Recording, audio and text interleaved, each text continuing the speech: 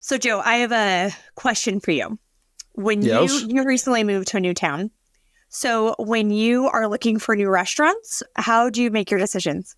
Uh, Usually I go to Google Maps and I look at the restaurant and I look at the average review score, and then I read some details, and it usually gives me a pretty good indication of whether I want to go to that restaurant or not. Because Okay, it's so not just the scores, because, it got to be the right, some people like food, like, I'm going to say this and I'm going to get hate mail, but I don't like barbecue. I don't like it. Everybody I know loves it. They rave about it. So, if I find out it's barbecue, I'm looking at the next place. But I'll anyway, get more hate mail. I don't like donuts, so we'll both take I'm the with you fall. with that one too. So I guess we're going to get lots of hate mail. Yeah. Well, I'm glad that was your response, because you fell into my trap, which we didn't prepare for any of this. But the point I was trying to make is all about social proof, which is what we wanted to kind of talk about today. What we see time and time again with many solopreneurs is they aren't getting those testimonials. They aren't getting those reviews for their business. And that really hurts them. And a lot of times what I have seen is that they're nervous about reaching out for those. Like, they don't want to seem like they're being pushy or salesy or asking for something. But my response to that is, if you provide value and if you give your clients and your customers enough value, then make an ask for yourself and get those testimonials and get those reviews, because those separate you from the competition more than I think most things these days. Do you agree with me? I agree totally. I also think that the idea of being afraid to ask for something, that honestly, a good chunk of humanity is going to be honored that you wanted to add their voice to your website or whatever, because, people love to be heard, right? They love to be noticed. So if you're doing a good job and they don't feel like they're having to put their name on something that's a lie, I think the majority of people are going to be honored and happy to help. That's my experience anyway. I worked for a company once that had hundreds of 5-star reviews. And you can say, wow, all of their customers are super happy and all of their clients are super happy. And that was the case. But my boss also made such a point to go after those reviews and to make sure that the clients and the customers were leaving those reviews, and would check in and be like, hey, also, I know we discussed that you would leave a review. Have you done that yet? And just kind of did like a drip campaign on it. And he would ask for the reviews. He wouldn't ask for the 5-star review. But I think innately people are like, oh, well, if I'm getting asked, like, I should do this. So there's no harm in asking for it. If they want to leave a review and they don't like your services, they'll leave a negative review. Don't ask those people for a review. Yeah.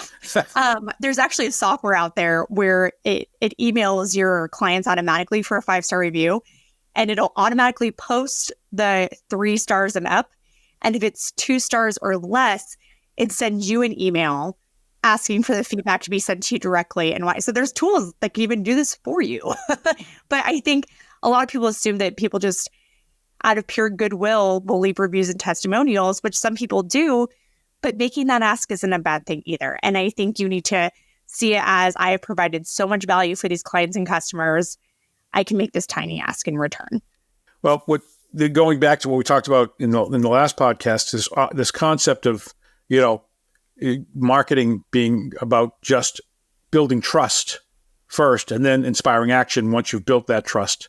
And I think, if you look at something like a testimonial, it can really build trust fast.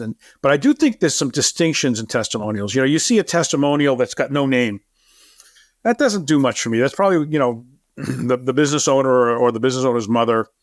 You see testimonials with a first name and a last initial. Nah. Okay. So, but if you see a testimonial with a first and last name and maybe a link to their website, that's where you go, okay, this is real. This is a real person. Like talking about the Google reviews, one of the things that happens is some companies pay somebody to make all these fake reviews for them. And so they got 5-star reviews, but they're fake. And if you look at the people, you can go in and see very quickly that they reviewed this place, up the street from me, and then a place in Florida, a place in California, and something in the Bahamas. And it's like, I don't trust that person. I think they're just getting paid to give reviews. So you got to make sure that when you're doing this, that you're doing things that build real trust.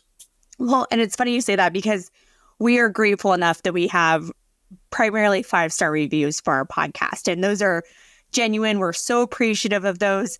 And we have a community member that left us a review that was 4 stars. It's our only 4-star review, which again, we'll take that, no problem. But she did that because she was like, you have a great podcast. This is wonderful, but it has to look real. These can't look like fake reviews, which they're not. And she was like, but I figure if I give you a 4-star review, it'll make it look more believable. And honestly, that is not wrong. I use that myself sometimes. One of the things, if I see, a 4.8, I go, oh, I don't probably have to dig in real hard to see if these are fake or not. Whereas if I see, 120 reviews, every one of them's 5 stars, I'm like, ooh, that's impressive. There is one caveat, and I would love to even hear some listeners' takes on this. So email us at either Carly, CARLY at LifeStarr with2Rs.com or Joe at LifeStarr with2Rs.com. The one area I think that's hard to get reviews and testimonials is in the coaching or the therapy space, where people don't necessarily want others to know that they are either seeing a coach or seeing a therapist or something. And I've heard that it's hard for those professions to get reviews and testimonials. But what I would say is, for my take, what I would say for those independent coaches and therapists, have on your website, testimonials available upon request. And that way you aren't publishing if people don't want their information out there in the public, but are okay talking to people if they need somebody to talk to. Those are areas where testimonials get a little tough, but I think there are workarounds for that. And it depends. I bet there wouldn't be too many people that would be upset about, Tony Robbins putting them down as a coaching client. So it depends on what the coaching's about, I think, too. Some coaches are just helping people do better in business. And, they say everybody should have a coach. And, but if you're doing something where you're helping people get over, some kind of trauma or, something where it's a little bit maybe not something I want to put out there, that's a great point. And then, you might have initials. And I would look at that personally more favorably if somebody had quotes with just initials, if they were doing something where you could clearly see that somebody wasn't going to be excited about having their name blasted all over. So I think the one last point I want to make, moral of the story, is get that social proof out there, put it on your website, but also remember where your audience is and get the reviews there. Our audience is not on Facebook, so we're not asking for Facebook reviews. But our audience is on LinkedIn, so it'd be cool for recommendations on LinkedIn and all of that. Or if you're a local business, get that Google listing up there and get the Google reviews and all of that. You don't need to get reviews everywhere. You just need to get reviews where your audience is and focus on those. So don't waste time where your audience is at. Yeah, we have 1 5-star review on Google Maps. Oh yeah. Even though we're not a local business, so we've been trying to get rid of that forever. That's okay. But anyway, a couple of things. One of the things that I would say is that if the customer really likes what you're doing for them, but they perceive that you're time stressed, that can mean that people aren't going to be excited about giving you, social proof because they're afraid that you're going to get more taken up and it's going to cost them some of your attention.